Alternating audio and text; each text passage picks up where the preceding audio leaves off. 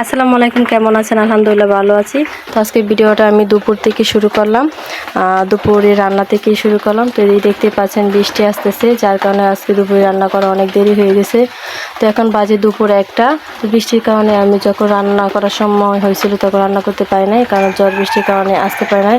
আর এদিক দিয়ে দেখতে পাচ্ছি আমাদের রান্নাঘরটা ঠিক ঝড় বৃষ্টির কারণে ভেঙে গিয়েছিল, কিন্তু এখন ঠিক করা হয়েছে। তারপর এই যে অনবরত বৃষ্টি আসে এদিক দিয়ে, এই জন্য রান্না করতে পারি নাই। তো আজকে আমি কি রান্না করবো এটা আপনাদের সাথে শেয়ার করব। এই যে এখন দেখতে পাচ্ছেন ভাত বসিয়ে দিলাম, তো রান্না করা হবে সবজি। তো আমি সবজিটা আজকে সব ধরনের মশলা দিয়ে তেল দিয়ে একসঙ্গে বসিয়ে দেব। তো সবজি বিভিন্নভাবে রান্না করা যায়। তো আমি এখানে সবজি রান্না করছি, কাঁঠালের বিচি, চিচিঙ্গা, পুঁই শাক, আবার হচ্ছে শসা। এই যে দেখতে পাচ্ছি সব ধরনের মশলা, আর হচ্ছে সাথে ডাল।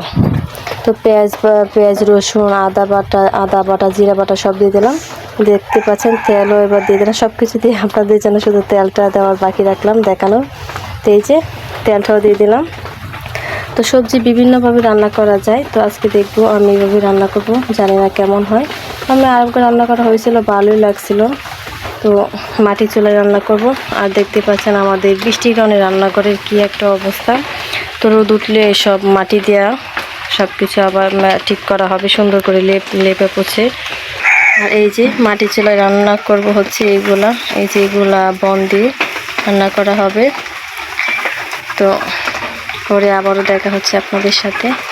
এই তো চুলাতে এখন চাল ধরিয়ে দিলাম, তো দেখেন কত সুন্দর করে জ্বলতেছে। তো আমরা চুলা বলি, আবার অনেক জায়গায় উনুন বলি, এক একটা জায়গায় এক একভাবে এক এক জিনিসের নাম বা বাসা মানে বিভিন্ন ধরনের হতে পারে।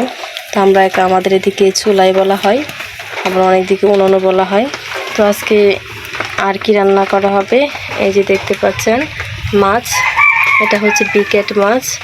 বিকেট মাছ বাজার পরে এই যে এই সবজিগুলো দিয়ে রান্না করা হবে। এই যে এখানে হচ্ছে আলু, চিচিঙ্গা আর হচ্ছে কি বটবটি দিয়ে রান্না করা হবে। এই হচ্ছে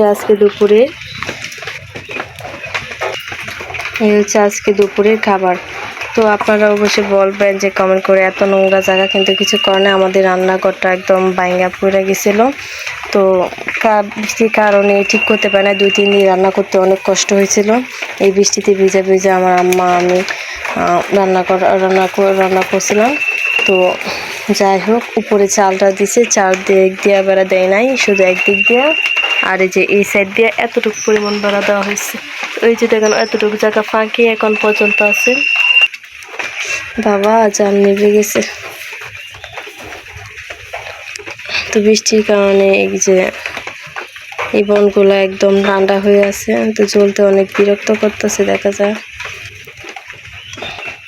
তো আবার রোদ উঠলে তখন মাটি দিয়ে সুন্দর করে লেপে পোছে আবার রাখা হবে, তখন আপনাদের সাথে অবশ্যই শেয়ার করব। আপনাদের কাছে ছোট্ট একটা রিকোয়েস্ট, যারা এখনও আমার চ্যানেলটি সাবস্ক্রাইব করেনি প্লিজ সাবস্ক্রাইব করেন, লাইক কমেন্ট শেয়ার করে পাশে থাকবেন।